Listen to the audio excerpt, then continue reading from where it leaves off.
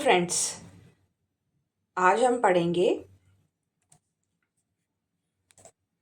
Class 9 का chapter number 5 science, the fundamental unit of life. तो हम शुरू करते हैं फंडामेंटल यूनिट ऑफ लाइफ। तो सबसे पहले हम देखते हैं कि introduction to the cell. Cell क्या होता है? What is a cell? The basic structure and functional unit of all living organism. तो जो भी लिविंग ऑर्गेनिज्म है उनका जो बेसिक स्ट्रक्चरल या फंक्शनल यूनिट है उसे हम कहते हैं सेल। जैसे कि हमने लास्ट क्लास में पढ़ा था एटम। एटम क्या होता है? सबसे छोटी यूनिट ऑफ मैटर, राइट। जितने भी नॉन लिविंग थिंग है वो सब एटम्स होते हैं, उन सब में वो छोटे छोटे एटम से बना होता है, राइट। और इसी तरह से जो लिविंग थिंग है, ह्यूमन हो गया, डॉग, कैट, प्लांट्स, ये सब किससे बने हैं? सेल से। तो जो सबसे छोटी यूनिट होती है उसे हम कहते हैं cell. So, the smallest unit of life capable of independent existence and performing all life functions। तो जितने भी हमारे लाइफ फंक्शंस हैं, जैसे कि सांस लेना, खाना, चलना, फिरना, राइट। तो ये सारी चीज़ें जो है वो सब हमारे सेल्स की हेल्प से होती हैं। तो हमारी बॉडी के अंदर जो फंक्शनिंग है वो सब उसमें सेल्स इन्वॉल्व होते हैं, राइट। तो यहाँ पे एक डायग्राम है सेल का, और सेल के अंदर अभी हम आगे पढ़ेंगे कि सेल के अंदर बहुत कुछ होता है।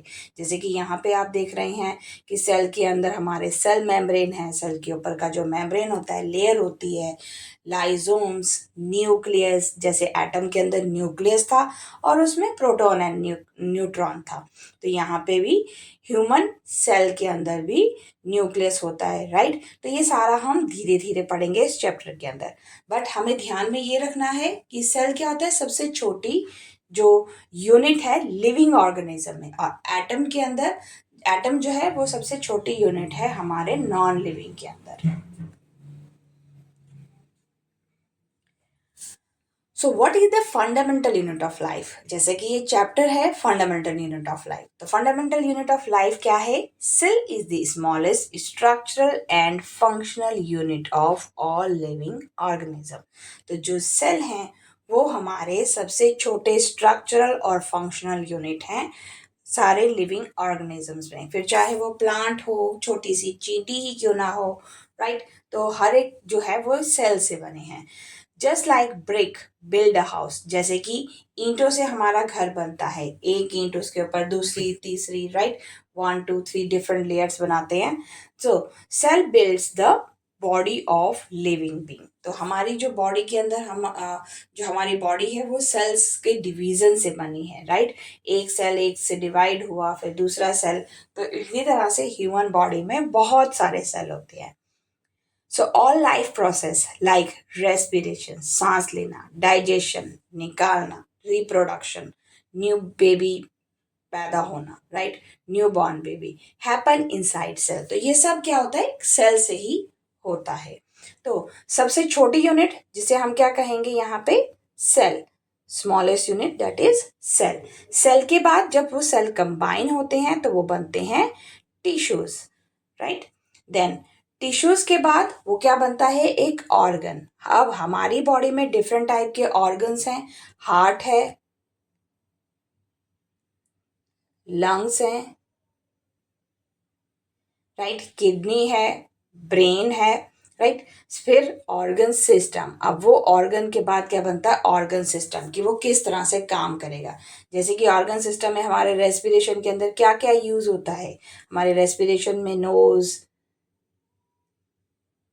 नॉस्ट्रेल्स, right,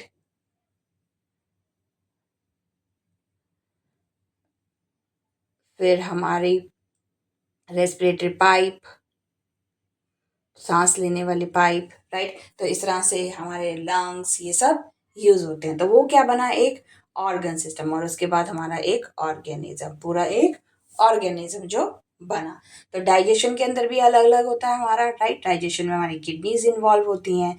reproduction, new born baby होता है तो उसके लिए अलग प्रोसेस होता है, राइट। तो ये सारे क्या बनते हैं? हमारे किससे बने हैं? सेल से। तो सेल हमारा एक सबसे छोटी यूनिट है, राइट, एक सेल। और उसके बाद फिर जब वो सेल्स कंबाइन होंगे एक से ज़्यादा सेल बनेंगे, आपस में जुड़ेंगे तो वो हमारा एक टिश्यू बनाएगा। हर एक सेल का, हर एक टिश्यू का अपना अलग अलग स्ट्रक्चर है। जब आप अपनी स्किन में देखोगे तो आपको दिखाई देगा कि आपके बॉडी के अंदर जो सेल का स्ट्रक्चर है, टिश्यूज का स्ट्रक्चर है, वो अलग है। थंब में जो थंब प्रिंट होता है सभी का एक जैसा नहीं होता, उस पर भी जो थंब प्रिंट है, लाइंस हैं, वो सभी की अलग अलग होती हैं। यहाँ पे हमने देखा नॉस्ट्रिल रिप्रोडक्शन के लिए अलग अलग यूज होगा, डाइजेशन के लिए हमारा प्रोसेस अलग यूज होगा, तो वो पूरा एक ऑर्गेनिज्म बनता है, राइट। तो ये था हमारा फंडामेंटल यूनिट ऑफ लाइफ, यानी कि लाइफ कहाँ से शुरू हुई? लाइफ एक सेल से शुरू हुई। सेल के बाद क्या बना? टिश्यूज, यानी कि सेल से थोड़े से बड़े। टिश्यूज के बाद हमारे ऑर्गन्स, ऑर्गन कौन से हुए?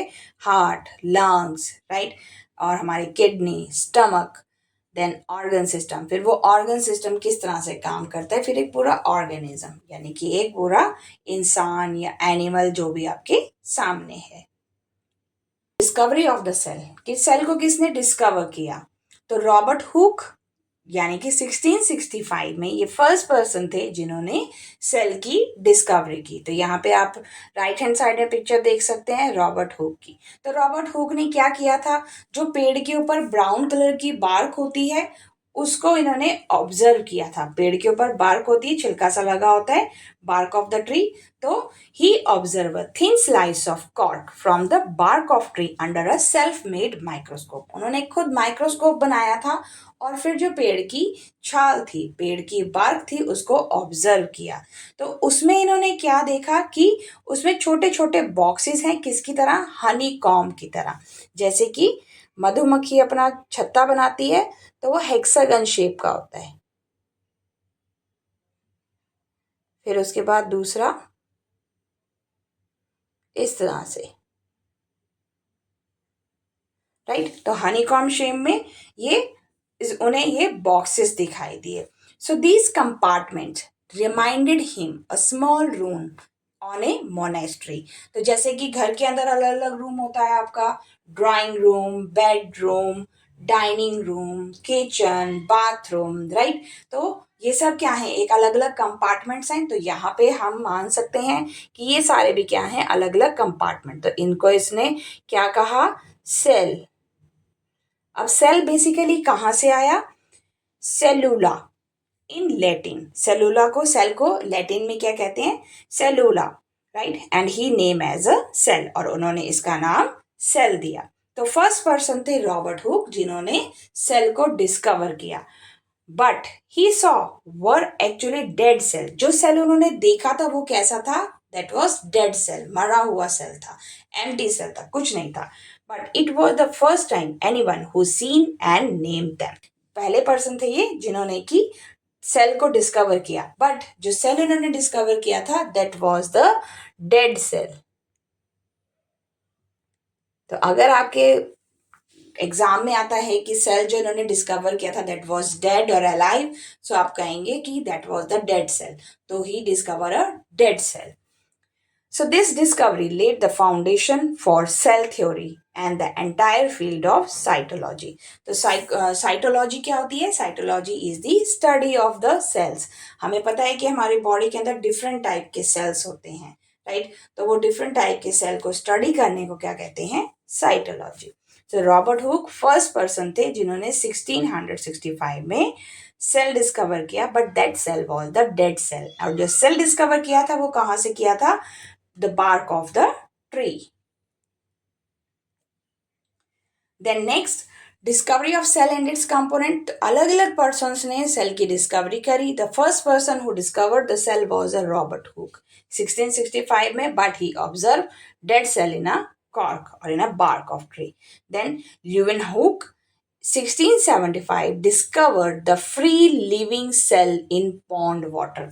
तालाब के पानी में इन्होंने चलता हुआ फ्री लिविंग सेल, राइट, जिंदा सेल देखा था।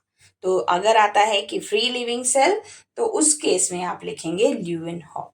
देन रॉबर्ट ब्राउन 1831 में discover nucleus in the cell.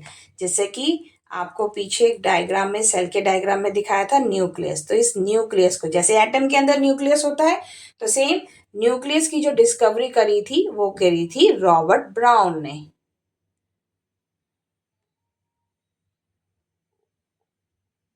Right. तो आगे हम इसके बारे में और पढ़ेंगे कि न्यूक्लियस क्या है। ये न्यूक्लियस हमारे एटम के न्यूक्लियस से बिल्कुल अलग है।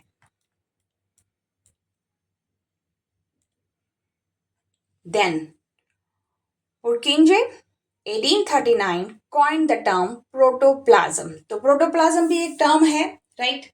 तो वो उन्होंने डिस्कवर किया। तो यहाँ पे ये भी एक तरह का सेल के अंदर का ही पार्ट होता है, तो जो कि हम आगे डिस्कस करेंगे। Then Schleiden and Schwann so propose cell theory. आगे जो सेल थ्योरी थी वो 3 पर्सन्स ने डिस्कवर करी, उसके बारे में आगे हम और देखेंगे। बट अभी आप देखेंगे कि सेल थ्योरी को किसने बनाया। Rudolf Virchow 1855 expanded cell theory. उन्होंने जो सेल थ्योरी बनाई थी श्लेडन ने एंड सेजवान ने, उसी को उन्होंने एक्सपेंड किया कि सेल का डिवीजन हो सकता है, राइट। तो उसके ऊपर फर्दर स्टडी करी थी Rudolf. So cell theory proposed by Schleiden, all plants are composed of cell. तो उन्होंने बताया कि सारे प्लांट्स के अंदर जो सारे प्लांट्स हैं वो भी किससे बने हैं, सेल से बने हैं। सेम शेजवान ने all animals are composed of cell. तो उन्होंने भी यही बताया कि जितने भी एनिमल्स हैं वो भी सेल से बने हैं। तो जो मेन सेल थ्योरी का कॉन्सेप्ट आया था वो इन दोनों ने किया था। So key postulate of cell theory, all living organism are composed of one or more cell. जितने भी लिविंग ऑर्गेनिज्म इस अर्थ के ऊपर हैं वो सभी किससे बने हैं, सेल से बने हैं, राइट। All living organism. तो ये आपको ध्यान रखना है, जितने लिविंग ऑर्गेनिज्म है they are made up of one or more cell. तो हम ह्यूमन बीइंग है, हमारे बॉडी के अंदर बहुत सारा स्ट्रक्चर है, राइट। लंग्स हैं, किडनी है, हार्ट है, लीवर है, राइट। तो ये सारे अलग अलग सेल से बने हैं। तो इसलिए हम बहुत सारे सेलों से बने हैं, हम एक सेल से नहीं बने। कई सेल्स की डिवीजन के बाद ह्यूमन बीइंग बनता है। So the cell is the basic structural and functional unit of life. तो बेसिक स्ट्रक्चर, जो हमारा बेसिक बॉडी का जो स्ट्रक्चर है और जो हमारे फंक्शनिंग है वो किससे शुरू होती है, सेल से स्टार्ट होती है। जैसे कि जब आप छोटे थे तो आपको ABCD लर्न करना था, तो सबसे पहले आपने क्या किया, ABCD से पहले भी आपको लाइंस को कॉपी में सिखाते हैं ना कि स्ट्रेट लाइन, स्टैंडिंग लाइन, आप सिर्फ लाइंस को ड्रॉ करो, उसके बाद आप लेटर बनाना सीखते हो। तो वो पेंसिल कैसे पकड़ोगे, ये सारी क्या है, बेसिक चीजें। तो इसी तरह से जब ह्यूमन बीइंग बनता है तो ह्यूमन बीइंग के अंदर सबसे पहले ह्यूमन बीइंग में क्या होगा, एक सेल। फिर वो सेल फर्दर डिवाइड होगा और वो उसके बाद धीरे धीरे डिवीजन के बाद अलग अलग टिश्यूज, ऑर्गन सिस्टम्स बनेंगे। So all cells arise from pre existing cell. तो ये रुडोल्फ विर्चो ने कहा था कि जो सारे सेल्स हैं वो कहाँ से बनते हैं, जो सबसे पहला सेल है, राइट। सबसे पहला सेल डिवाइड होगा, उसके बाद और डिवीजन होगा, मल्टीपल डिवीजन होगा, देन एक प्रॉपर ऑर्गेनिज्म बनेगा। इसके बारे में आगे और देखते हैं।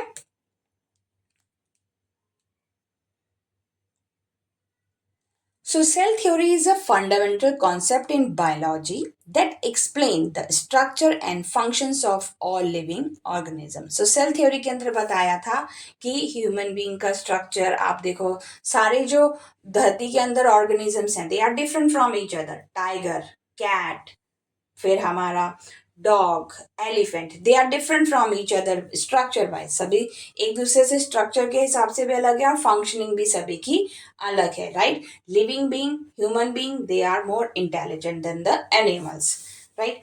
सो it tell us what cell are and why they are important. तो उन्होंने बताया था कि सेल बहुत क्या है और सेल हमारे लिए बहुत इंपॉर्टेंट है सेल थ्योरी के अंदर।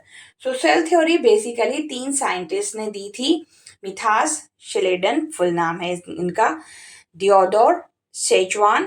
तो मिथास ने क्या कहा था, said all plants are made up of cell. तो अब उन्होंने बताया था कि जितने भी प्लांट्स हैं धरती के ऊपर वो सब सेल से बने हैं। Then Theodor said that all animals are made up of cell. तो जितने भी एनिमल्स हैं वो भी सेल के ही बने हैं। And third scientist was Rudolf added that new cell come from the existing cell. तो जो मिथास और डियोडर ने कॉन्सेप्ट दिया था उसी को इन्होंने और इलेबोरेट किया। तो इन्होंने कहा कि सेल का डिवीजन हो सकता है, राइट। सेल डिवाइड होते हैं, उसके बाद ही एक पर्टिकुलर ऑर्गेनिज्म बनता है। So together they work give the concept of modern cell theory. तो इन तीनों ने मिलके मॉडर्न सेल थ्योरी के कॉन्सेप्ट को जन्म दिया, राइट। तो अगर आता है कि मॉडर्न सेल थ्योरी किसने बताई थी, तो उसमें आप इन 3 साइंटिस्ट का नाम लिखेंगे, राइट। सो पहले साइंटिस्ट ने प्लांट के अंदर बताया कि प्लांट में सेल होते हैं, दूसरे साइंटिस्ट ने बताया कि एनिमल भी सेल से बने हैं, और थर्ड साइंटिस्ट रुडोल्फ ने बताया कि जो सेल का डिवीजन हो सकता है। तो ये आपके एग्जाम में क्वेश्चन आ सकता आएगा। तो सेल थ्योरी क्या होती है?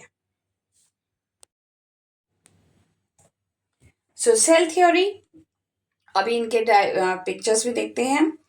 मिथास जैकब, फुल नेम है इनका, and Theodor Schwann. All living organism are composed of one or more cell. तो इन्होंने क्या बताया मेन, कि सारे लिविंग ऑर्गेनिज्म एक या एक से ज्यादा सेल के बने हैं। The cell is the basic structural and functional unit of all living thing. तो जो ये सेल ही है वो ही basic structural and functional unit है सारे लिविंग थिंग्स के लिए। देन उसके बाद 1855 में आए Rudolf. So cell arise from free existing cell. तो उन्होंने कहा कि जो ये सेल है वो प्री एग्जिस्टिंग, पहले से जो एग्जिस्ट सेल है उसी से फर्दर डिवाइड होता है। That means by cell division, mitosis, meiosis, not derived from spontaneous generation। तो ये mitosis and meiosis we will discuss later on, ये आगे हम पढ़ेंगे। आपको अभी क्या याद रखना है कि सेल थ्योरी किन 3 साइंटिस्ट ने मिलकर बनाई, राइट। और जो रुडोल्फ थे वो बाद में आए और उन्होंने बताया, उन्होंने उस सेल थ्योरी को थोड़ा सा और आगे एक्सपेंड किया कि सेल जो हैं वो डिवीजन से बनते हैं। सो आई होप आपको ये समझ आया होगा कि 3 साइंटिस्ट थे जिन्होंने सेल थ्योरी के ऊपर काम किया। अब हम पढ़ेंगे सेल। तो सेल की अलग अलग शेप्स होती हैं, साइज होते हैं और नंबर होते हैं। तो यहाँ पे आप देख सकते हैं इस डायग्राम के अंदर सेल का अलग अलग shape, size and number.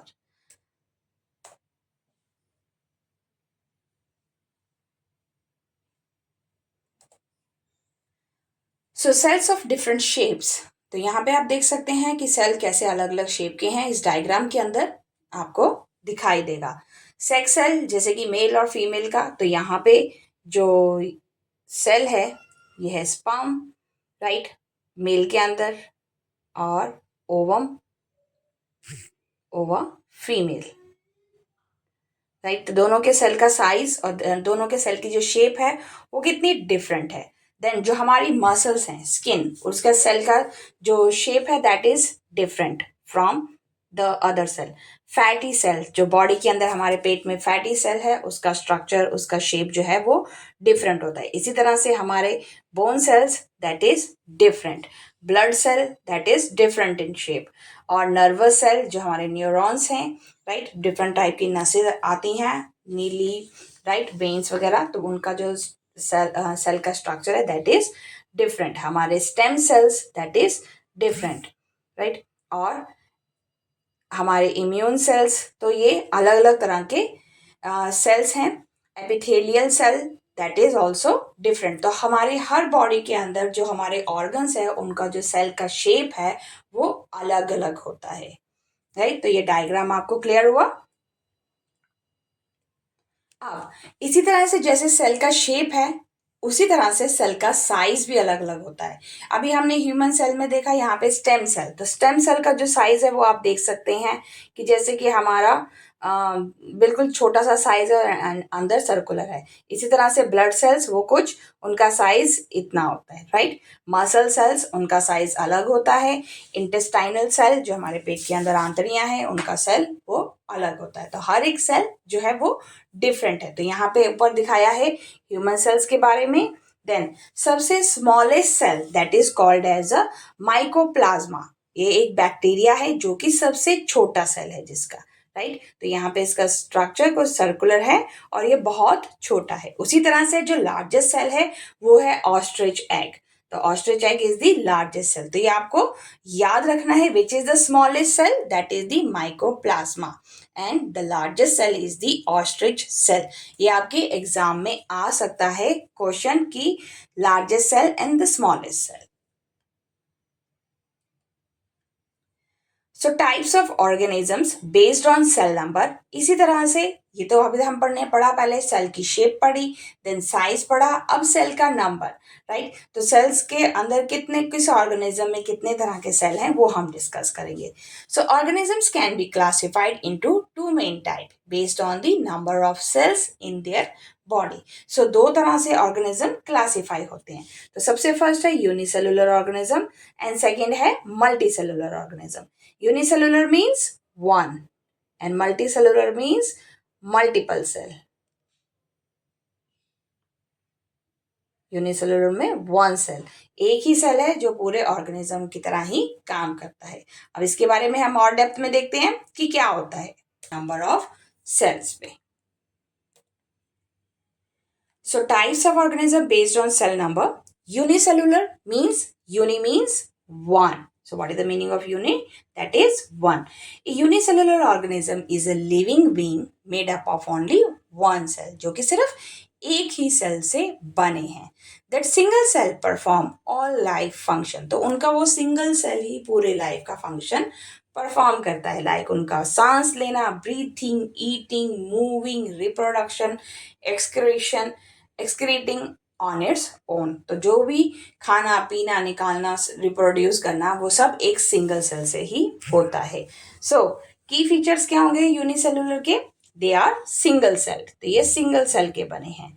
One cell is a complete living system, एक अकेला सेल ही पूरा लिविंग सिस्टम मैनेज करता है, यानी कि ब्रीथिंग, ईटिंग, मूविंग सबको मैनेज करता है। और हमारी बॉडी में देखो कितने सारे सेल होते हैं, चलने के लिए अलग हैं हमारे सेल्स और टिश्यूज, हमारे हार्ट बीट पे अलग सेल हैं, स्टमक के सेल्स अलग हैं, राइट। यानी कि हम लिविंग बीइंग में मल्टी सेलुलर ऑर्गेनिज्म है।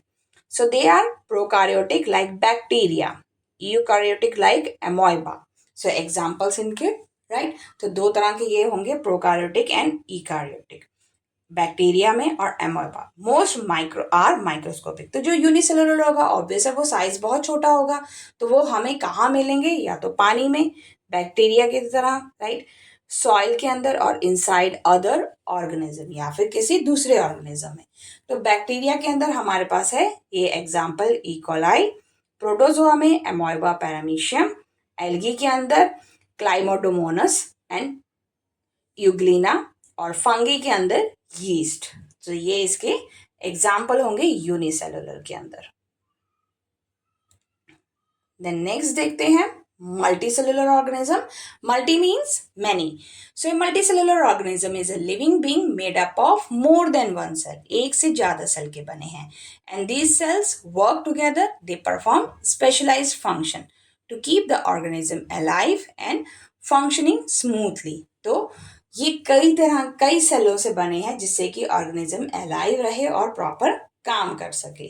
सो इसके अंदर स्पेशलाइजेशन क्या है कि हर एक सेल का अपना अलग अलग फंक्शन है। जैसे कि मसल सेल्स अपना अलग काम करती हैं, हमारे नर्व सेल्स अलग काम करते हैं। कोई चीज़ गर्म है, हम वहाँ से अपना हाथ हटा लेते हैं, हमें पता चल जाता है, तो वो नर्व सेल्स हैं, राइट।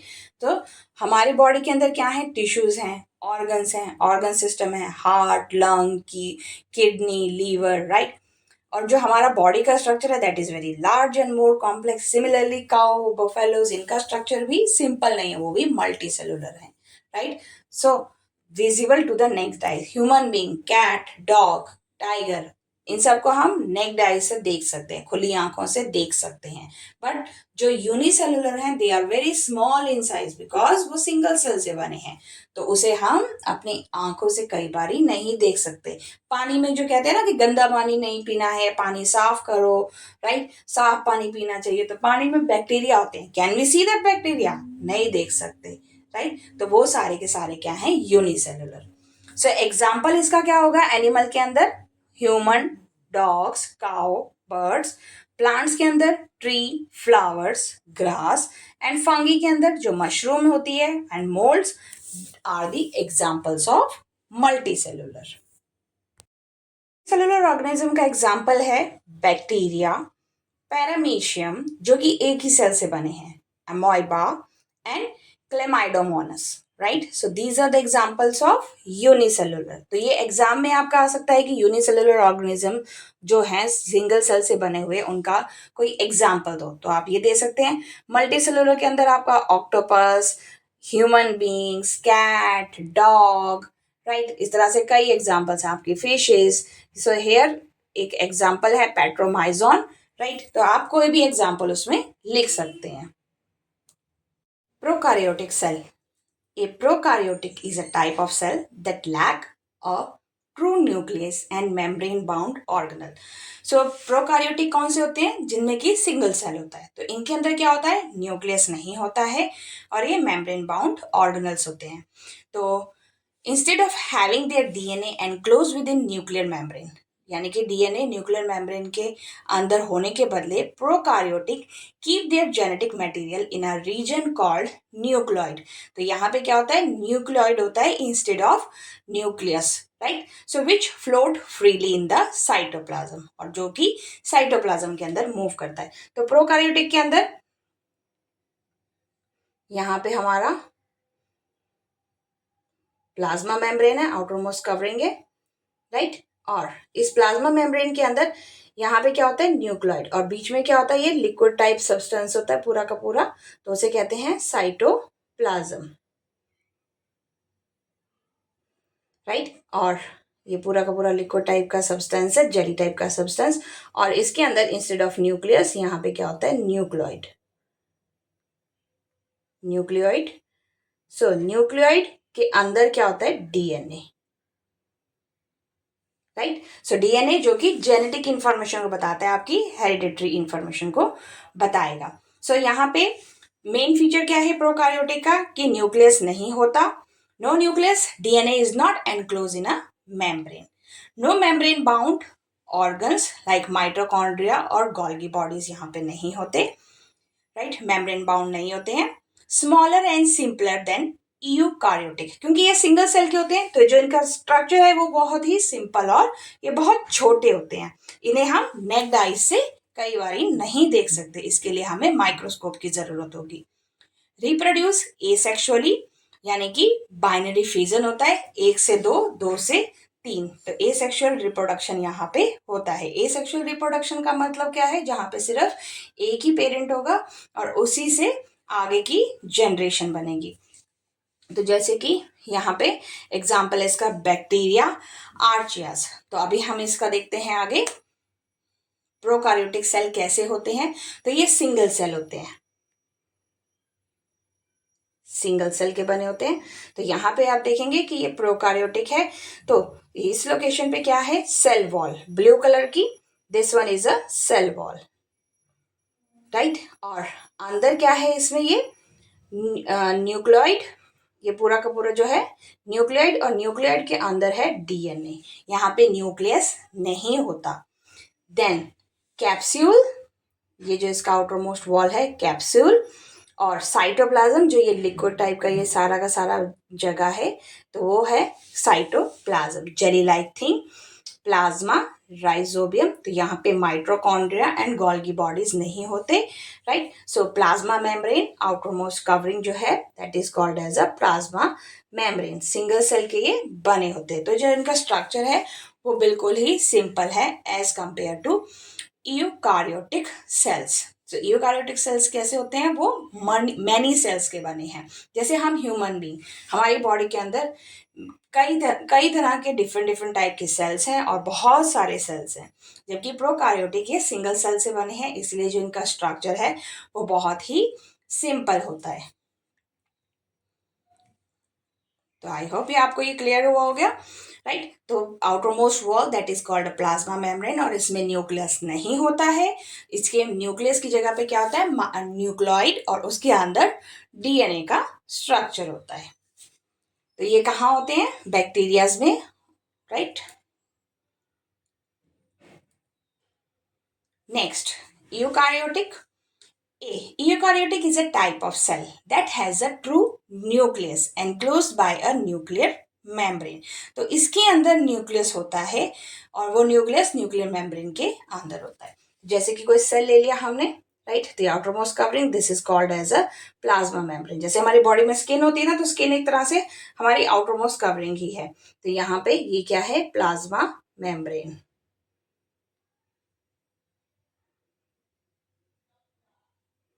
राइट। तो ये प्लाज्मा मेम्ब्रेन प्लांट्स में भी होती है, एनिमल में भी होती है, और बैक्टीरियाज वगैरह में भी होती है। Along with other membrane bound organelles. अब हमारी बॉडी सिर्फ एक सेल से तो नहीं बनी, इसमें बहुत सारी चीजें हैं। तो जो बाकी ऑर्गेनल्स हैं लाइक माइटोकॉन्ड्रिया, गोल्गी बॉडी और एंडोप्लाज्मिक रेक्टियम, तो वो सारी की सारी एक आप कह सकते हो जैसे पैक के अंदर बंद हैं, अलग अलग ऑर्गेनल्स हैं, right. So key feature of eukaryotic cell, nucleus contain DNA. तो इसके अंदर क्या होता है, न्यूक्लियस होता है, राइट। और जिसके अंदर क्या होता है, ये है न्यूक्लियस और उसमें DNA, specialised structure for energy, protein synthesis and waste management, right. तो जैसे हमारी बॉडी के अंदर रेस्पिरेशन के लिए अलग रेस्पिरेटरी सिस्टम है, डाइजेशन के लिए डाइजेस्टिव सिस्टम है, उसके अंदर अलग अलग ऑर्गन्स होते हैं। एक्सक्रीशन के लिए मतलब बॉडी से वेस्ट बाहर निकल रहा है, यूरिन वगैरह, तो उसके लिए हमारे किडनीज हैं, राइट। तो हर जो हमारा सिस्टम है उसके लिए अलग अलग ऑर्गन्स हैं। तो इसी तरह से हमारी बॉडी में जो हार्ट का काम क्या है, ब्लड को पंप करना, राइट, उसे ऑक्सीजन सप्लाई करना, राइट। प्रॉपर ऑक्सीजन ब्लड के थ्रू ऑक्सीजन पूरी बॉडी के अंदर जाती है, हर एक सेल हर एक टिश्यू के ऊपर, राइट। सो सिमिलरली प्रोटीन के लिए अलग है, हम जो खाना खाते हैं उसके लिए हमारे पास डिफरेंट टाइप के बॉडी के अंदर जैसे डाइजेस्टिव जूस वगैरह हैं, और तो पैनक्रियाज में पैनक्रियाटिक जूस हैं जो कि हमारे खाने को डाइजेस्ट करने में, हमारी बॉडी की इम्यूनिटी को बढ़ाने में हेल्प करता है। तो इसी तरह से ऑर्गेनल्स हमारे स्पेशलाइज स्ट्रक्चर होते हैं जो कि एनर्जी प्रोवाइड करते हैं, प्रोटीन सिंथेसिस होते हैं, और वेस्ट मैनेजमेंट, जो भी हम खाते हैं वो निकलता है, राइट, उसका आउटकम होता है, राइट। तो वेस्ट मैनेजमेंट भी बॉडी से जरूरी है। अब गर्मियों के टाइम पे आप देखें तो कितनी स्वेटिंग आती है, तो sweat is also type of waste which is coming out from our body. Then जो यूकारियोटिक सेल हैं वो मेनी सेल्स के बने हैं, सिर्फ सिंगल सेल के नहीं बने हैं, ये बहुत सारे सेल्स के बने हैं। तो इसीलिए इनका जो स्ट्रक्चर है वो कॉम्प्लेक्स होता है। अगर आपका कोई एक सिंगल आपको बॉल दे दें और वहीं पे आपके पास एक बॉल पूल हो और उसमें से आपको कहा जाए कि आपको इसमें से रेड कलर की बॉल निकालनी है, बॉल पूल बहुत बड़ा, एक रूम के जितना बड़ा बॉल पूल है, तो आपको बहुत टाइम लगेगा, राइट। तो वो क्या हो गया, कॉम्प्लेक्स। अगर आपके पास सिर्फ एक बॉक्स के अंदर 4 या 5 बॉल है, you can easily find out that red ball. तो यहाँ पे भी complex structure, large and more advance than prokaryotic. तो यूकारियोटिक मोर एडवांस हैं और बड़े होते हैं प्रोकारियोटिक सेल से। Examples, animal cells, plants, fungi, protist, तो ये सारे एग्जाम्पल हैं यूकारियोटिक सेल्स के। तो ये है diagram eukaryotic.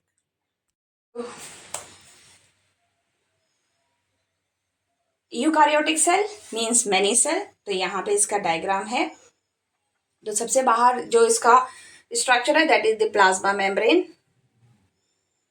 This outer most structure is called as a plasma membrane, जो कि इसके एक सिक्योरिटी गार्ड की तरह काम करता है, राइट। देन नेक्स्ट इसके अंदर क्या होता है, न्यूक्लियस। तो ये आप देख सकते हैं कि न्यूक्लियस, और न्यूक्लियस के अंदर न्यूक्लियोइस, न्यूक्लियोइड, राइट। तो यहाँ पे ये न्यूक्लियस, सेंटर में इसमें न्यूक्लियस होता है। और ये जो किडनी लाइक स्ट्रक्चर है that is called as a mitochondrion, lysosomes. तो ये सब हम पढ़ेंगे आगे इसी चैप्टर में कि इनका काम क्या होता है, माइटोकॉन्ड्रिया का, लाइजोम्स का, राइट, गोल्गी एपरेटस। तो ये जो है ये स्ट्रक्चर थोड़ा सा कॉम्प्लेक्स है क्योंकि बहुत सारे सेल्स से बना है। Eukaryotic made of many cells, right. तो जो न्यूक्लियस है उसके बाहर क्या होता है, रफ एंडोप्लाज्मिक रेक्टम, और ये रफ एंडोप्लाज्मिक रेक्टम है और स्मूथ एंडोप्लाज्मिक रेक्टम, राइट। तो ये यहाँ पे न्यूक्लियस के स्ट्रक्चर के आसपास होता है जो कि उसे एक तरह से प्रोटेक्शन देता है। और ये जो सारा यहाँ पे ये सेंटर पार्ट जो है that is called as a cytoplasm. Jelly like substance होता है जिसमें कि ये सारे ऑर्गेनल्स होते हैं। तो ये सारे क्या हैं, एक ऑर्गेनल्स हैं। तो अभी देखते हैं डिफरेंस दोनों का। Prokaryotic and eukaryotic, eukaryotic. Nucleus, तो प्रोकार्योटिक के अंदर न्यूक्लियस नहीं होता, no true nucleus, DNA float in the cytoplasm. तो इसमें कोई प्रॉपर न्यूक्लियस नहीं है, जो डीएनए है वो फ्लोट करता है साइटोप्लाज्म में। जैसे कि यहाँ पे आप देख सकते हैं कि डीएनए साइटोप्लाज्म में ही फ्लोट कर रहा है, राइट। देन यूकार्योटिक में क्या होता है, true nucleus with nuclear membrane, nucleus है और उसके बाहर न्यूक्लियर मेम्ब्रेन होता है। जो प्रोकार्योटिक है उनका, यूकार्योटिक का साइज जो है वो बहुत बड़ा होता है। DNA circular and free floating, और इसमें जो प्रोकार्योटिक में डीएनए है वो सर्कुलर और फ्री फ्लोटिंग है, क्योंकि साइटोप्लाज्म में वो इजीली मूव कर रहा है। जबकि इसके अंदर क्या होता है, DNA linear enclosed in the nucleus, वो न्यूक्लियस के अंदर होता है। Membrane bound organelles like mitochondria, chondria, endoplasmic reticulum that is absent, right, क्योंकि सिंगल सेल का है तो कॉम्प्लिकेटेड जो स्ट्रक्चरल सेल है वो इसके अंदर अवेलेबल नहीं है। जबकि जो यूकार्योटिक है वो कॉम्प्लिकेटेड है, बहुत सारे सेल्स इसके अंदर प्रेजेंट हैं, तो इसलिए माइट्रोकॉन्ड्रिया, गोल्गी अपैरेटस, इस तरह के कई ऑर्गेनल्स इसमें प्रेजेंट हैं।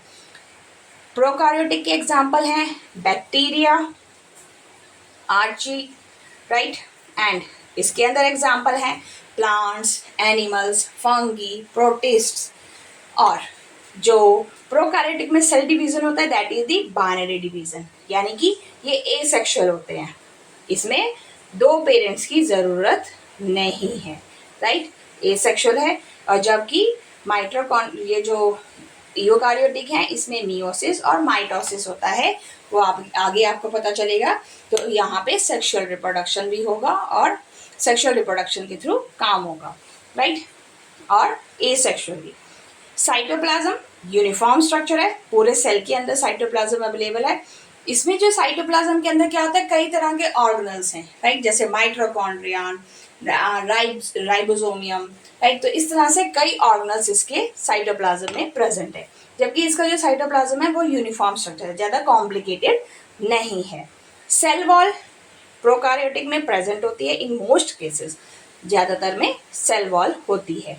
सेल वॉल यहाँ पे जो प्रेजेंट होती है वो प्लांट्स में होती है, एनिमल्स में और ह्यूमंस में सेल वॉल नहीं है, राइट। कॉम्प्लेक्सिटी, तो सिंगल सेल का बना है प्रोकार्योटिक, तो सिंपल स्ट्रक्चर है, जबकि यूकार्योटिक कॉम्प्लेक्स स्ट्रक्चर है, क्योंकि इसके अंदर कई तरह की ऑर्गन्स हैं, कई तरह के ऑर्गन्स हैं और हर एक का अपना अलग अलग फंक्शन है। कोई फूड को ब्रेक कर रहा है, कोई एनर्जी प्रोवाइड कर रहा है, कोई वेस्ट मैनेजमेंट कर रहा है, राइट। जैसे हमारी बॉडी के अंदर अलग अलग सिस्टम है, हर एक का अपना अलग अलग काम है, रेस्पिरेटरी सिस्टम का अलग काम है, ऑक्सीजन पूरे बॉडी के अंदर सप्लाई करना with the help of heart, right, और लंग्स भी, हमारे लंग्स का काम भी हमारी बॉडी के अंदर अलग है। तो हर एक सिस्टम का अपना अलग अलग फंक्शनिंग है, किडनी अलग काम करती है, तो यानी कि इतनी सारी चीज़ें हैं तो उन सब का काम भी अलग अलग होगा।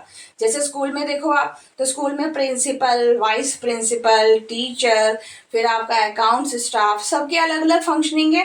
तो सेम यहाँ पे भी जो हमारी बॉडी के अंदर ऑर्गन्स हैं उन सबके अपने अलग अलग काम होते हैं। अब हम देखते हैं सेल, तो सेल के डिफरेंट कंपोनेंट्स होते हैं। प्लाज्मा मेम्ब्रेन, जिसे कि हम सेल मेम्ब्रेन भी कहते हैं, सेल वॉल, सेल वॉल जो कि प्लांट्स के अंदर होता है, nucleus that is called a brain, cytoplasm, इसमें लिक्विड लाइक का सब्सटेंस होता है, and cell organelles, different cell organelles.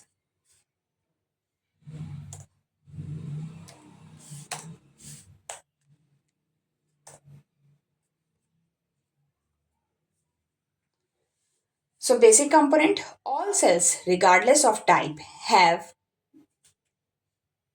three main functional parts. Plasma membrane that is called as a cell membrane जो कि क्या होती है, outer boundary of the cell.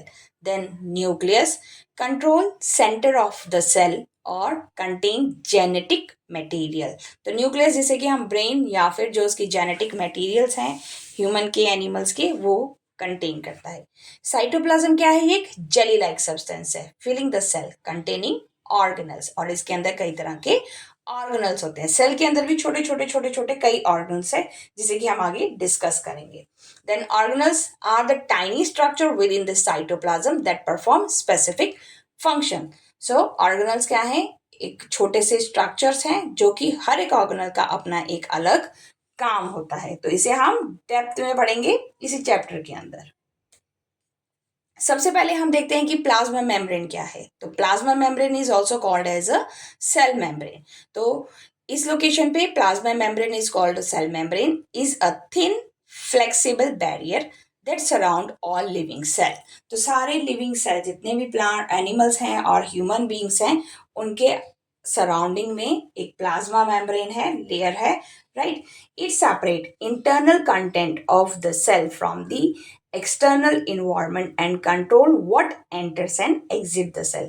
तो ये जो प्लाज्मा मेम्ब्रेन है, ये कंट्रोल करता है कि क्या चीज आनी चाहिए अंदर और कौन सी चीजें बाहर जानी चाहिए। तो जो ये सेल्स हैं, जैसे हमारी बॉडी के ऊपर स्किन है, तो स्किन की हेल्प से हमारी इंटरनल ऑर्गन्स प्रोटेक्ट रहते हैं, राइट। तो कोई भी आउटसाइड चीजें हमारी बॉडी के अंदर एंटर नहीं कर सकती। हमारी बॉडी में एंटर कहाँ से करेंगे? अगर हम कुछ गलत खाएंगे, कुछ गलत पिएंगे, राइट। अदरवाइज हमारी बॉडी में कोई भी एक्सटर्नल चीजें नहीं आ सकती। तो हमारी बॉडी पे जो ये स्किन की लेयर है, this layer is also act as a barrier. ये एक बैरियर की तरह काम करती है, right. So think of it a security gate. जैसे कि सोसाइटी के अंदर एक सिक्योरिटी गेट है और सिक्योरिटी गेट में सिक्योरिटी गार्ड बैठा है, तो वो क्या करेगा? सिर्फ उन्हीं लोगों को अलाउ करेगा ना जो सोसाइटी में रहते हैं या जो उनके रिलेटिव्स हैं, राइट। तो वो उनसे पूरी पूछताछ करेगा। सेम इसी तरह से the right guest nutrients and oxygen and kept out unwanted one, toxic और इन्वेडर्स को ये बाहर निकालता है प्लाज्मा मेम्ब्रेन, राइट। तो प्लाज्मा मेम्ब्रेन क्या करता है? न्यूट्रिएंट्स और ऑक्सीजन को तो हमारी बॉडी के अंदर रहने देता है, जो अच्छी चीजें हैं, और जो वेस्ट मटेरियल है, टॉक्सिक है, उन्हें ये बाहर निकालता है। अब जैसे गर्मियों में स्वेटिंग आती है, काफी पसीना आता है, राइट। तो उसके साथ क्या होता है? जो हमारे बॉडी के अंदर कुछ टॉक्सिक्स वगैरह हैं, वो भी उस स्वेटिंग के साथ बाहर निकल जाते हैं, राइट। तो यहाँ पे डायग्राम है ये प्लाज्मा मेम्ब्रेन का एक छोटा सा। तो किस तरह से इसका स्ट्रक्चर होता है? आउटर मेम्ब्रेन है, इनर मेम्ब्रेन है, राइट। जैसे लेयर होती है कोई भी, तो उसके अंदर भी, अंदर बाहर का पार्ट और अंदर का पार्ट। अब हमारी स्किन है, तो स्किन के बाहर जो हमें स्किन दिखाई दे रही है हमारी, राइट, तो वो स्किन जो है वो आउटर मेम्ब्रेन है और उसके अंदर वाला जो पार्ट है वो इनर मेम्ब्रेन होगा। फिर उसी तरह से स्किन के अंदर क्या क्या है? यहाँ पे कोलेस्ट्रॉल, कार्बोहाइड्रेट चेन है, गैसेस किस तरह से रिलीज होती हैं, निकलती हैं, स्वेटिंग किस तरह से हमारी स्किन से बाहर आती है। तो वो कई चीजें, ये सारे काम जो होते हैं वो सेल्स के थ्रू ही होते हैं। तो फंक्शन देखते हैं। जो प्लाज्मा मेम्ब्रेन है, it is made up of proteins and lipids. तो ये जो प्लाज्मा मेम्ब्रेन यहाँ पे डायग्राम में आप देख रहे हैं, तो ये जो प्लाज्मा मेम्ब्रेन है, ये किसका बना है? प्रोटीन्स और लिपिड्स का। और सेलेक्टिवली परमिएबल मेम्ब्रेन, ये एक सिलेक्टिव परमिएबल मेम्ब्रेन है, यानी कि ये एक फिल्टर की तरह काम करता है, सिक्योरिटी गार्ड की तरह काम करता है, जो कि सिर्फ उन्हीं चीजों को आने देगा जिसकी जरूरत है। अनवांटेड चीजों को ये बाहर ही रहने देता है। So regulate the movement of substances in and out of the cell. तो ये रेगुलेट करता है चीजों को कैसे अंदर और बाहर जाना है, and allow useful substances like oxygen and nutrients and remove waste, और वेस्ट को हमारी बॉडी से रिमूव करता है। Next, it act as a barrier to keep harmful thing out and important part in. तो ये एक बैरियर की तरह, एक गेट की तरह, रुकावट की तरह काम करता है कि हार्मफुल थिंग्स को हमारी बॉडी में आने नहीं देता, और जो जरूरी है वही हमारी बॉडी के अंदर रहेगा। Provide protection and shape to the cell. तो हमारी बॉडी को प्रोटेक्ट करना और बॉडी को एक प्रॉपर शेप देना, वो काम भी प्लाज्मा मेम्ब्रेन का है, राइट। तो हमारी जो भी आपका जैसे बॉडी की स्ट्रक्चर है, उसको मेंटेन करने में भी ये हेल्प करता है, right. and support different types of transport like diffusion, osmosis and active transport. अब आप कहेंगे ये क्या चीजें हैं, ये भी आपके सिलेबस के अंदर है, तो इसे भी हम डिस्कस करेंगे कि डिफ्यूजन क्या है, ऑस्मोसिस क्या है और एक्टिव ट्रांसपोर्ट क्या है. बट सबसे पहले आपको इसमें प्लाज्मा मेम्ब्रेन में क्या ध्यान रखना है कि ये प्रोटीन और लिपिड्स का बना हुआ है. दूसरा, ये एक बैरियर की तरह काम करता है, एक सिक्योरिटी गार्ड की तरह काम करता है, जो कि सिर्फ सेलेक्टिव चीजों को ही बॉडी के अंदर आने देगा, हार्मफुल चीजों को ये बॉडी से बाहर निकालता है. Right, urine, sweat, that is remove out from the body and act as a barrier to keep harmful thing out. एक बैरियर की तरह काम कर रहा है. और दूसरा, ये प्रोटेक्ट करता है और हमारी बॉडी के शेप जो है, सेल की शेप्स को, उनको मेंटेन करके रखता है, स्ट्रक्चर को मेंटेन करके रखता है. और बाकी डिफरेंट टाइप ऑफ ट्रांसपोर्टेशन इस सेल्स के थ्रू होते हैं, वो हम अभी पढ़ेंगे. Next, what is diffusion? So diffusion क्या है? Diffusion is the movement of particles like gases और स्मॉल मॉलिक्यूल्स.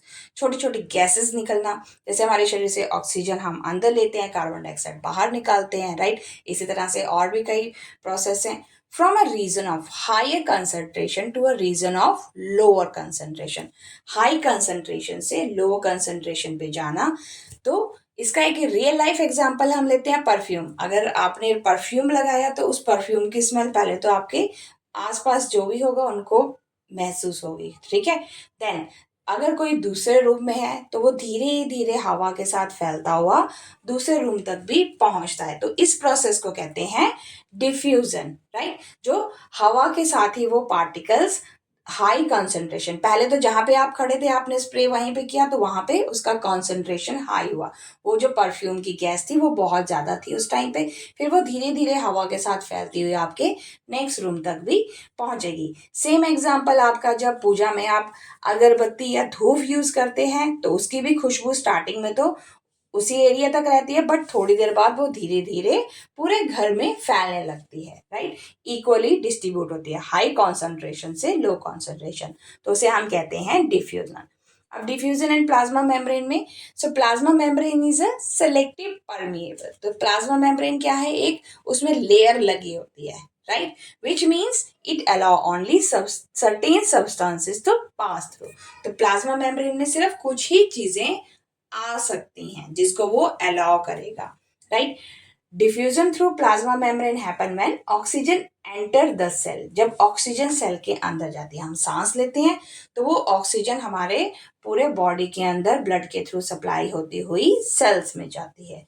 और कार्बन डाइऑक्साइड गैस, जितनी भी हमारी बॉडी में कार्बन डाइऑक्साइड गैस है, एज अ वेस्ट प्रोडक्ट वो रिलीज हो जाती है.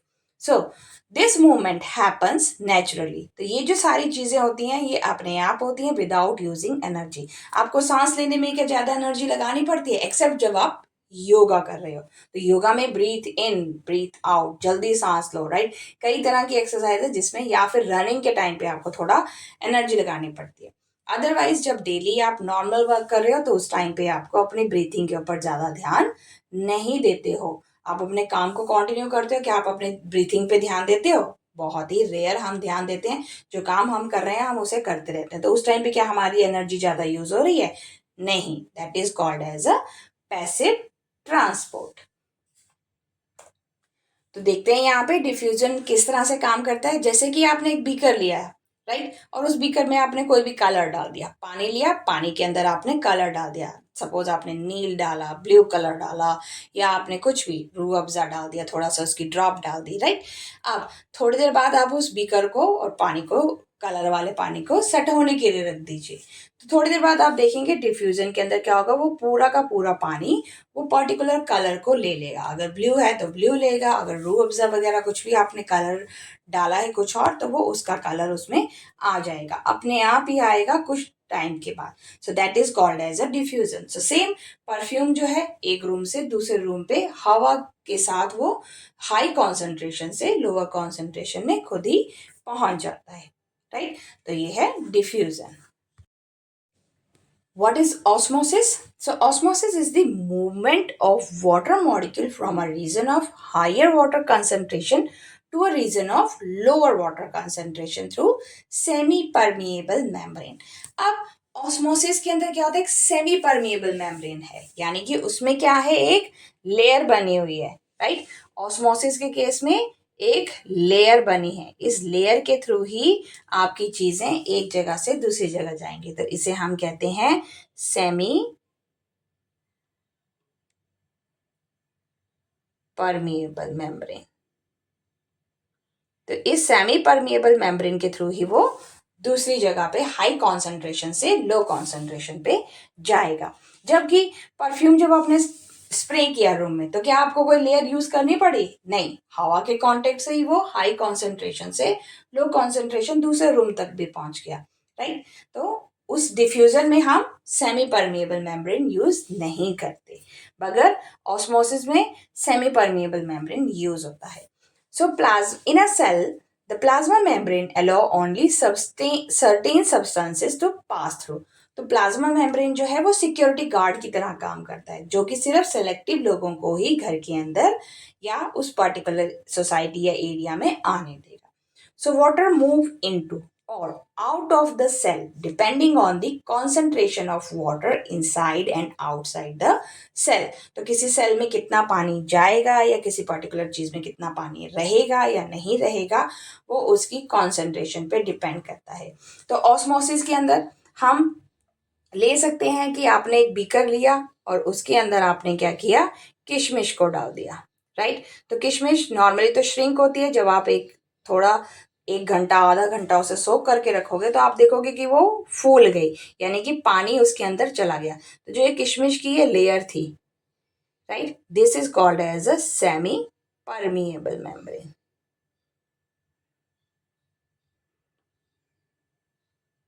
राइट, ये वर्क कर रही है एज अ प्लाज्मा मेम्ब्रेन की तरह. तो उसने जो है वाटर मॉलिक्यूल्स को अंदर ले लिया, राइट. किशमिश क्या, जो उसका मीठापन है वो थोड़ी ना बाहर जाएगा, क्योंकि इसके ऊपर लेयर लगी है तो वो बाहर नहीं जाएगा, बट वाटर उसने अंदर ले लिया. So this is the example of a osmosis. So real life example, resin in water it swell up because water move into the resin through osmosis. तो किशमिश का जो कॉन्सेंट्रेशन था, पानी इसमें बिल्कुल लो था इस टाइम पे, राइट, श्रिंक थी ये, और जैसे ही आपने पानी में डुबाया कुछ टाइम के बाद पानी उसके अंदर चला गया. तो this process is called osmosis. So osmosis का यहां पे देख सकते हैं हम, low solute concentration, high solute concentration. अब इस लोकेशन पे क्या है, एक सेमी परमिएबल मेम्ब्रेन, जैसे कि सॉल्यूट मॉलिक्यूल ऑस्मोसिस.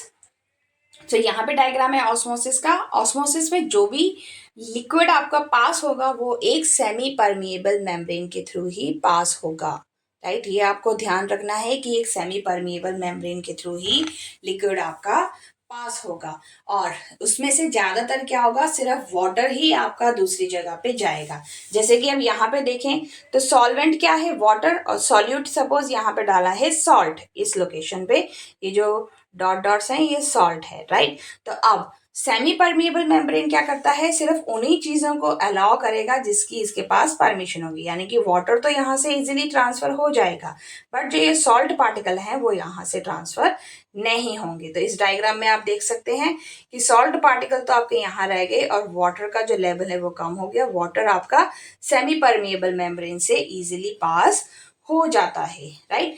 तो lower solute concentration to high solute concentration. तो जहां पे लोअर सॉल्यूट है वो कहाँ जाएगा, हाई सॉल्यूट, जिसमें कि ज्यादा सॉल्ट डला है उसकी तरफ ये चला जाएगा, मतलब इक्वल करने के लिए. तो इस प्रोसेस को कहते हैं osmosis.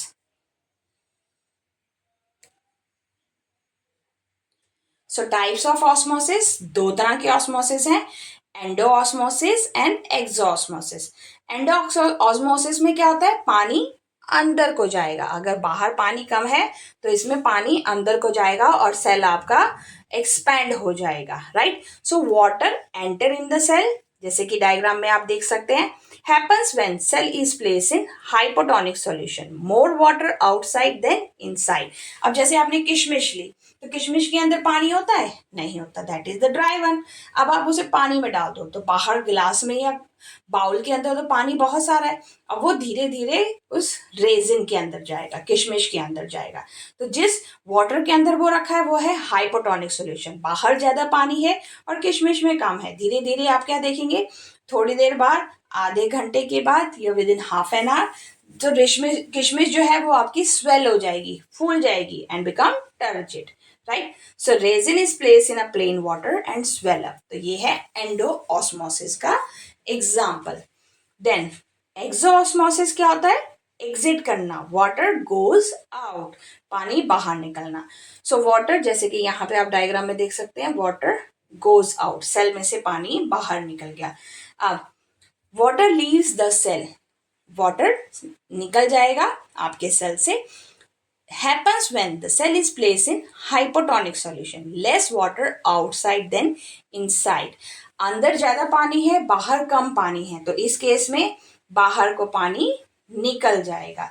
And the cell shrinks and become flaccid, तो सेल जो है वो श्रिंक हो जाएगा, फ्लैसिड हो जाएगा।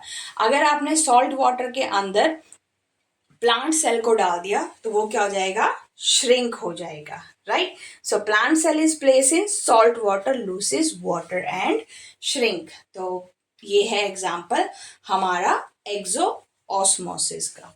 एक्सो means exit and endo means इन।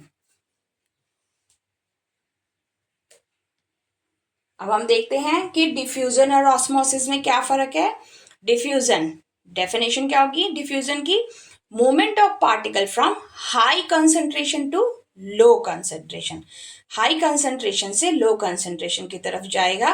और ऑस्मोसिस में movement of water from high to low, इसमें भी high to low but through a semi permeable membrane, एक लेयर होगी, एक शीट होगी।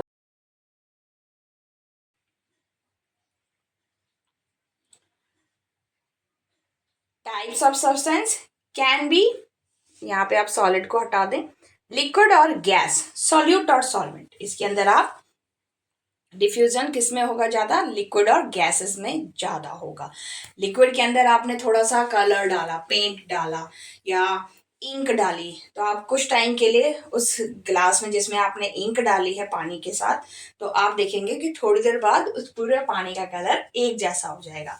तो that is the diffusion, right. और गैस में जैसे अगर आपने स्प्रे किया, परफ्यूम स्प्रे किया रूम में, तो वो धीरे धीरे बाकी के रूम्स में भी फैलेगा, औरों तक भी उसकी खुशबू आएगी।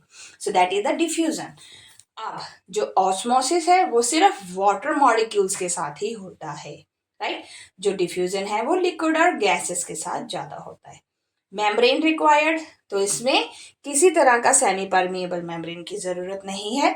इसके अंदर क्या होता है, एक सेमी परमिएबल मेम्ब्रेन की जरूरत पड़ती है क्योंकि ये सिर्फ वाटर मॉलिक्यूल्स को ही पास करने देता है, right.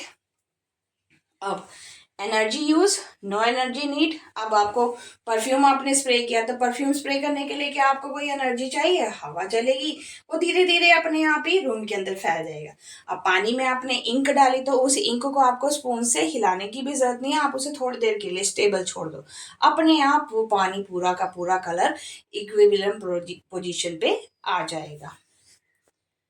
So direction of flow in all direction, diffusion में वो ऑटोमेटिकली सारी जगह पे खुद ही आ जाता है।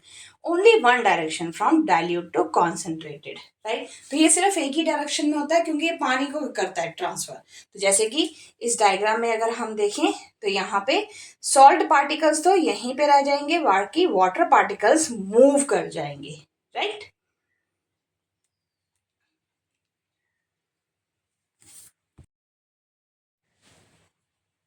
Example, perfume spreading in a room, oxygen entering cell. तो परफ्यूम रूम में जैसे स्प्रेड करता है, right.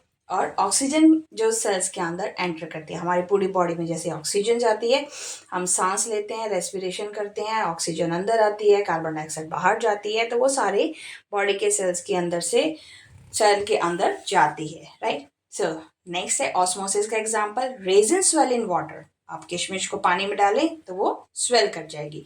Water entering plant root, पानी जब रूट, अगर गर्मियों में आप देखो पौधे जल्दी सूख जाते हैं, राइट, शाम तक अगर आपने पानी नहीं डाला तो वो मुरझा जाते हैं, बट जैसे ही आप पानी दो वो थोड़ी देर बाद फिर से खड़े हो जाते हैं, राइट। तो वो क्या है एग्जाम्पल ऑस्मोसिस का।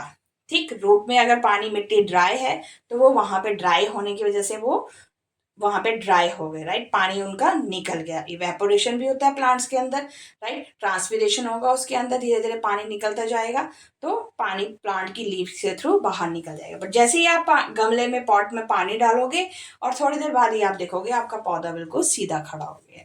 तो वो एग्जाम्पल है हमारा ऑस्मोसिस का।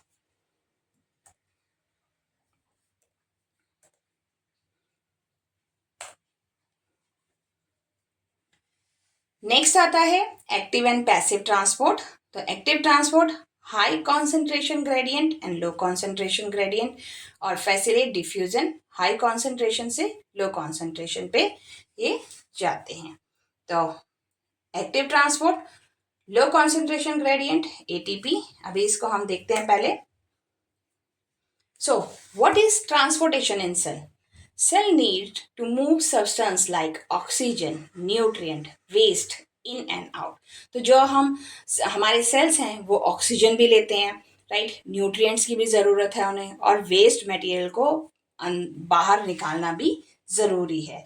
So this movement is called transport. तो उसे हम क्या कहेंगे? ट्रांसपोर्ट। जैसे कि आपका नॉर्मल रोड पे गाड़ियाँ 2 वे 3 वे 4 वे में चलती हैं तो वो ट्रांसपोर्ट है, यानी कि एक जगह से दूसरी जगह जाना, राइट। सो सेम हमारी बॉडी के अंदर भी ऑक्सीजन, न्यूट्रिएंट, जो आप खाना खाते हो उससे आपको एनर्जी मिलती है, तो वो खाना ब्रेक डाउन होता है तो उन सबसे एनर्जी मिलती है, राइट। तो वो प्रोसेस क्या है जो हमारी बॉडी में हर सेल के पास वो न्यूट्रिएंट और ऑक्सीजन जा रहा है, तो उसे हम कहते हैं transportation in cell. So transportation दो तरह का होता है, एक होता है एक्टिव ट्रांसपोर्ट और दूसरा होता है passive transport. Active transport in which cell use ATP, energy use करता है to move substance from low concentration to high concentration against the concentration gradient, right. तो लो कंसंट्रेशन से हाई कंसंट्रेशन की तरफ जाएगा। सो एग्जाम्पल है sodium potassium pump in nerve cell और mineral absorption by plant root. तो plant के root में जब आप खाद वगैरह डालो, राइट, तो वो कैसे वो उसकी जो रूट्स हैं उन मिनरल्स को एब्जॉर्ब करती हैं और पूरे प्लांट तक पहुंचाती हैं। इसी तरह से sodium potassium pump in nerve cell, तो नर्व सेल्स में वो किस तरह से इंफॉर्मेशन को कन्वे करते हैं। तो एक्टिव ट्रांसपोर्ट, जैसे कि सपोज आपने कोई भी गर्म चीज को टच किया, इंस्टेंटली आप हाथ दूर कर लेते हो क्योंकि आपको पता है कि वहां पे वो गर्म चीज पड़ी है, राइट। तो हम उसे महसूस करके बता देते हैं कि वहां पे वो क्या है, राइट। पैसिव ट्रांसपोर्ट, तो यहाँ पे क्या हुआ, एक एटीपी यूजर है, एनर्जी यूज हो रही है। Passive transport in which substance move from higher concentration to low concentration without using energy, high से लो पे आ रही है बिना किसी एनर्जी को यूज किए हुए। This happens naturally like perfume spreading in a room, जैसे कि परफ्यूम होता है वो अपने आप पूरे रूम में फैल जाता है। तो इसी तरह से एग्जाम्पल है इसका ऑक्सीजन एंटरिंग सेल, ऑक्सीजन जो है वो पूरे सेल्स में अपने आप जाती है, आप तो नहीं ना डालते एक एक सेल पे जाके ऑक्सीजन, वो हमारी बॉडी में जो ब्लड है वो अपने आप ही सारे सेल्स में ऑक्सीजन दे देता है। अब कई बार आपको जैसे चोट लग गई है, महसूस नहीं हो रहा है, तो वहां पे क्या होते हैं, सेल्स डेड होने लगते हैं, right. So carbon dioxide leaves during respiration, तो जब हम सांस लेते हैं ऑक्सीजन इनहेल करते हैं और कार्बन डाइऑक्साइड को रिलीज करते हैं, तो इसे कहते हैं पैसिव ट्रांसपोर्ट, यानी कि जिसमें कि हमें ज्यादा एनर्जी लगाने की जरूरत नहीं पड़ती है।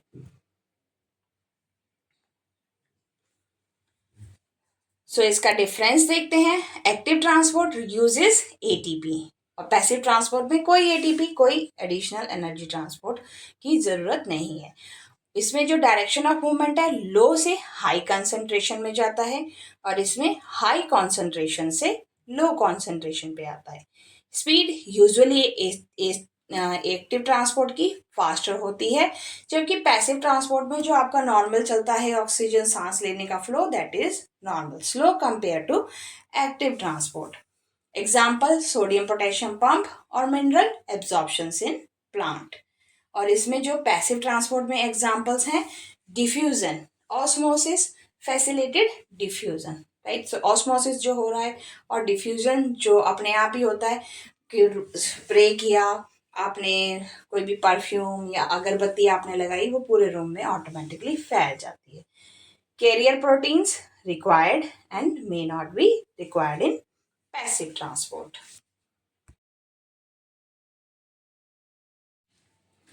Now next types of solution. Different type के सॉल्यूशंस होते हैं. Hypotonic solution, isotonic solution and hypertonic solution. So hypotonic solution क्या होता है? जिसमें से कि water moves into the cell, cell के अंदर पानी आ रहा है, that is the hypotonic solution. तो जब सेल के अंदर पानी आएगा तो that is swell up, right. और हाइपोटोनिक सॉल्यूशन क्या होता है? जिसमें से कि सेल के बाहर जा रहा है, right. Water move out of the cell, that is the hypertonic, right. Hypertonic का मतलब जैसे कि अगर आपको गुस्सा आ रहा है तो आप गुस्से में बिल्कुल, कई बार कई इंसान लाल पीले हो जाते हैं, राइट. उनका गुस्सा जब बाहर निकलता है that is burst out, right. तो that process is called as a hyper. Hyper mean ज्यादा हाइपर होना, चीजों को गुस्से के मारे कई बार कई लोग तो चीजों को फेंक भी देते हैं, तोड़ देते हैं, राइट. तो that is the hypertonic. Hypertonic means जिसमें कि वाटर का अंदर आना, enter into the cell, that is hypertonic. Isotonic, no net water movement. Isotonic means ऐसे न्यूट्रल बनते जिन्हें कोई फर्क ही नहीं पड़ता, राइट. कोई अंदर आ रहा है जा रहा है, that is the normal process, ज्यादा उसमें फर्क पड़ेगा ही नहीं. सो हाइपरटोनिक के अंदर सेल स्वेल्स एंड में ब्रस्ट. अब ज्यादा पानी के अंदर रखा तो वो हो सकता है ब्रस्ट भी हो जाए. अब जैसे आप बैलून लो और बैलून में आप क्या करते रहो, हवा भरते रहो भरते रहो भरते रहो, अंदर डाल रहे हो. एक टाइम होगा जब बैलून की कैपेसिटी फुल हो जाएगी और वो दैट इज ब्रस्ट आउट, फट जाएगा, राइट. सो एनिमल सेल के अंदर ये चीज होती है. देन आइसोटोनिक में stay same, cell stay the same size. Cell का साइज जो है वो सेम होता है, उसे ज्यादा फर्क ही नहीं पड़ता. ये बड़े शांत किस्म के सेल होते हैं, है ना, जिसे कि कोई फर्क ही नहीं पड़ता. कोई आपको बोल के चला जाए, कुछ भी करे, वो कुछ होते हैं ना जो ढीठ टाइप के, या फिर बिल्कुल जो दुनिया से बेखबर, उन्हें फर्क ही नहीं पड़ता. तो ये इस तरह के हैं आइसोटोनिक. सेम है, बोलते रहो, कोई फर्क नहीं पड़ेगा.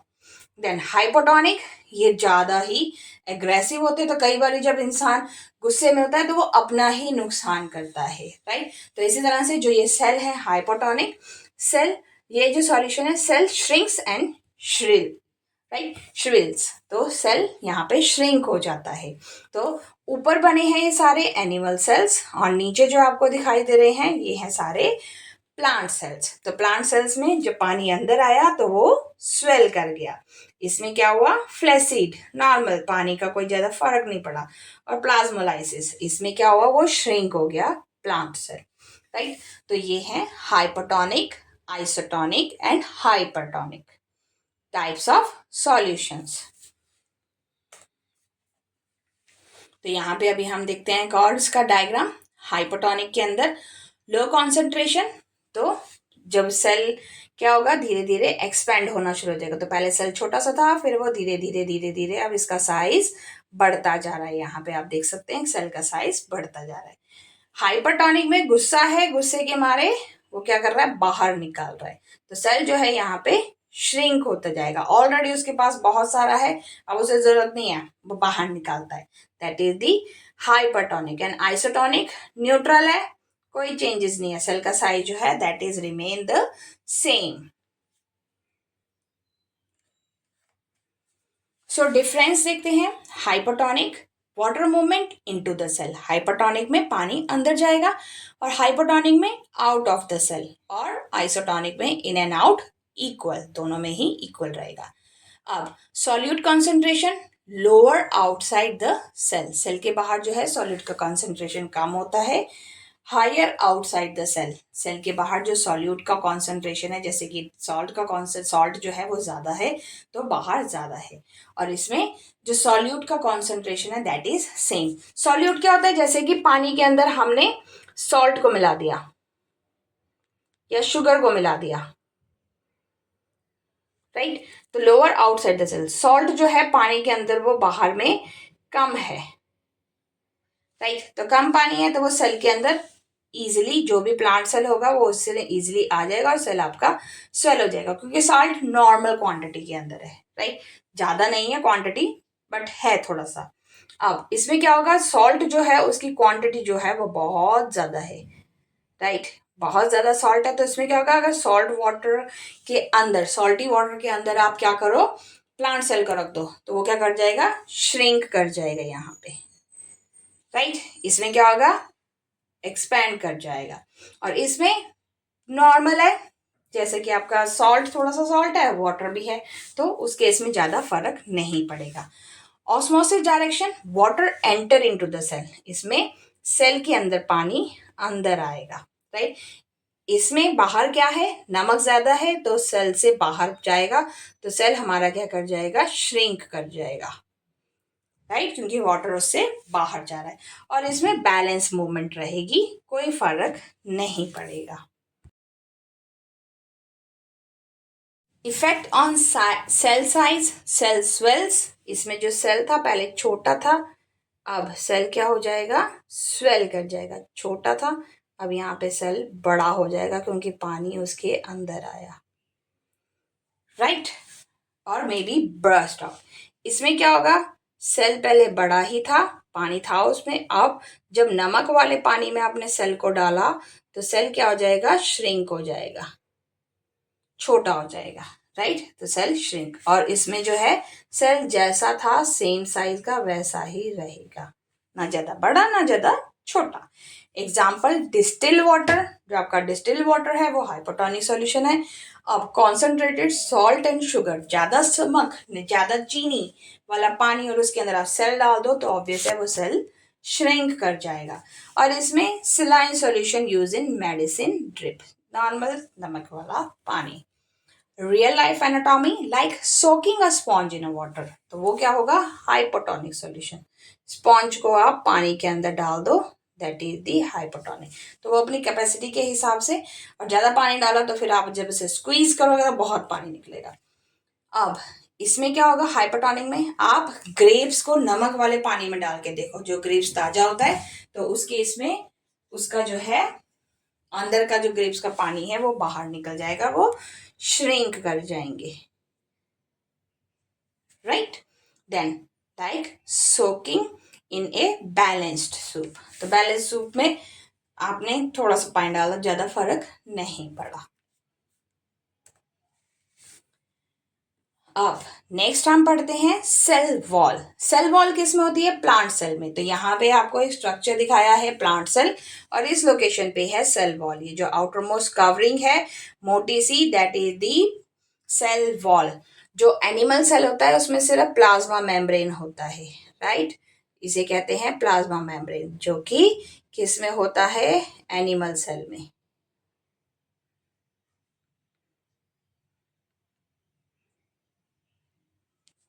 राइट। प्लांट सेल के अंदर क्या होता है, सेल वॉल होता है। Strong protective structure that surround a plant cell, plant cell के आसपास एक स्ट्रॉन्ग प्रोटेक्टिव स्ट्रक्चर है तो उसे हम कहते हैं सेल वॉल। फिर सेल वॉल के बाद क्या आता है, सेल मेम्ब्रेन। तो यहाँ पे अभी प्लांट के इस सेल स्ट्रक्चर को देखते हैं, बहुत कुछ है इसके अंदर, राइट। तो सेल वॉल ये हो गया बाहर का, outer most cell wall. Then inner one is called as a cell membrane, right. फिर जो ये किडनी लाइक बीन्स हैं, ये वाली, this is called as a mitochondria. Mitochondria के बाद इसके अंदर क्या होता है, न्यूक्लियस, गोल सा है ये। This structure is called as a nucleus, nucleus के सेंटर पे कोर है, that is called as a nucleus, right. और उसके बाहर क्या होता है, ये जो पर्पल कलर का एंडोप्लाज्मिक रेक्टम, राइट। एंड फिर राइबोसोम्स, छोटे छोटे से जो डॉट डॉट्स दिख रहे हैं, that is called as a ribosomes. Myeloplast, Golgi apparatus, chloroplast, जो क्लोरोप्लास्ट यहाँ पे प्लांट के अंदर, और वैक्यूल्स, गैप होता है प्लांट में सांस लेने के लिए, right. So vacuole and mitochondria is called as a power house of cell. तो ये है एक प्लांट का सेल का स्ट्रक्चर। तो ये सारे क्या हैं इसके organelles, Golgi apparatus, chloroplast, vacuoles, mitochondria. तो ये जब आप माइक्रोस्कोप के नीचे किसी प्लांट सेल को देखोगे तो आपको उसका स्ट्रक्चर कुछ इस तरह से नजर आएगा। सो सेल वॉल जहाँ कहाँ होती है, वो सिर्फ प्लांट सेल्स में होती है. So cell wall is a rigid outer covering found outside the plasma membrane in a plant cell. तो जो सेल मेम्ब्रेन है, सेल मेम्ब्रेन को ही हम क्या कहेंगे, प्लाज्मा मेम्ब्रेन भी.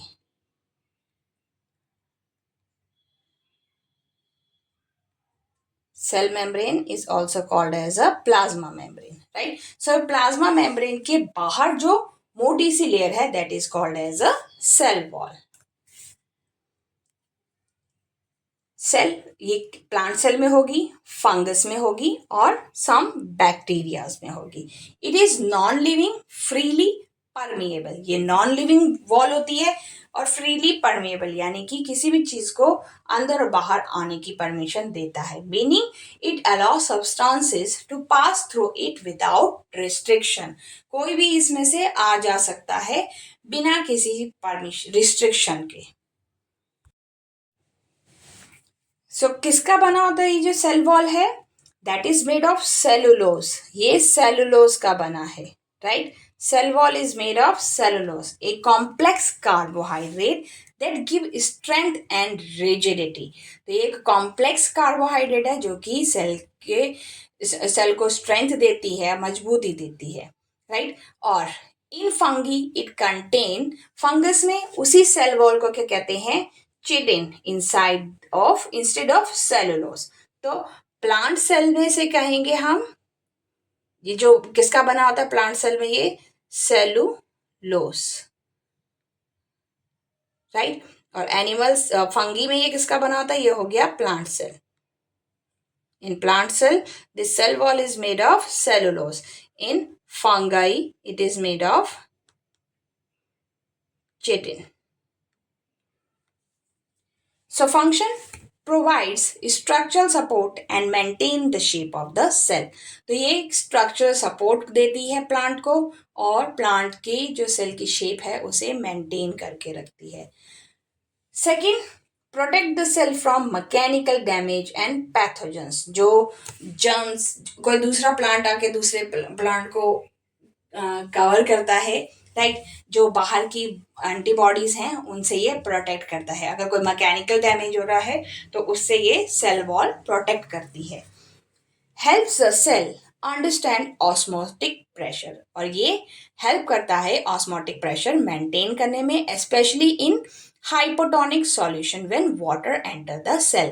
तो जब सेल के अंदर पानी आता है, हाइपोटोनिक मीन जब बाहर पानी ज्यादा है, तो हाइपोटोनिक सॉल्यूशन के केस में कि सेल ब्रस्ट ना हो जाए, खराब ना हो जाए, तो उस केस में ये हेल्प करता है ऑस्मोटिक प्रेशर को मेंटेन करने में.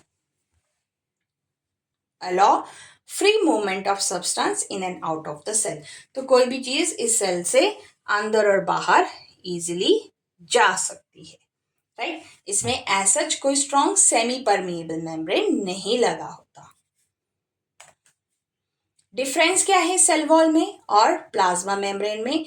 तो आउटसाइड द प्लाज्मा मेम्ब्रेन जो सेल वॉल है वो किसके बाहर होती है, ये जैसे आपका प्लाज्मा मेम्ब्रेन है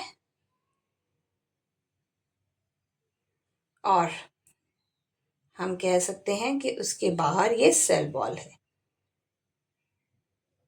राइट. तो प्लाज्मा मेम्ब्रेन के बाहर होती है cell wall and surround the cytoplasm. जो प्लाज्मा मेम्ब्रेन है वो किसके आसपास होता है, साइटोप्लाज्म के आसपास. अंदर क्या है, पूरा लिक्विड टाइप का substance, jelly like thing, that is called as a cytoplasm. जो प्लांट में ये cell wall made of cellulose, और इस केस में जो प्लाज्मा मेम्ब्रेन है that is made of lipids and protein. तो ये लिपिड और प्रोटीन के बने होते हैं ह्यूमंस में और एनिमल्स में. Permeable, so this is freely permeable. ये किसी भी चीज को अंदर बाहर आने जाने की परमिशन देते हैं.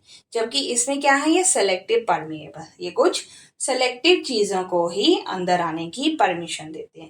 हमारे शरीर के अंदर बीमारियां ऐसी एंटर नहीं करती जब तक कि आप बाहर का कुछ खाना जो है वो बेकार होगा या कोई आपने स्पॉइल फूड खा लिया है तभी आप बीमार पड़ते हो, राइट. तो जंक फूड इसलिए ज्यादा नहीं खाना चाहिए. फ्लेक्सिबिलिटी, ये रिजिड होते हैं और ये बहुत ही फ्लेक्सिबल होते हैं. प्रेजेंस, जो सेल वॉल हैं वो प्लांट सेल में ही होते हैं और जबकि प्लाज्मा मेम्ब्रेन, ये दोनों में होता है, प्लांट्स और एनिमल्स में बोथ। नेक्स्ट देखते हैं न्यूक्लियस। हमने पढ़ा था ना कि न्यूक्लियस होता है प्लांट के अंदर, प्लाज्मा मेम्ब्रेन के बाद सबसे आउटरमोस्ट कवरिंग क्या होती है, प्लाज्मा मेम्ब्रेन। अब इस प्लाज्मा मेम्ब्रेन के अंदर क्या होता है, न्यूक्लियस। अभी हम बात कर रहे हैं एनिमल सेल की, right. So nucleus is a membrane bound organelle found in eukaryotic cell. तो न्यूक्लियस किस में होता है, ईओकार्योटिक में। हमने पढ़ा था प्रोकार्योटिक में न्यूक्लियस नहीं होता। So it contains the cell genetic material. तो जो डीएनए है वो इस न्यूक्लियस के अंदर होता है,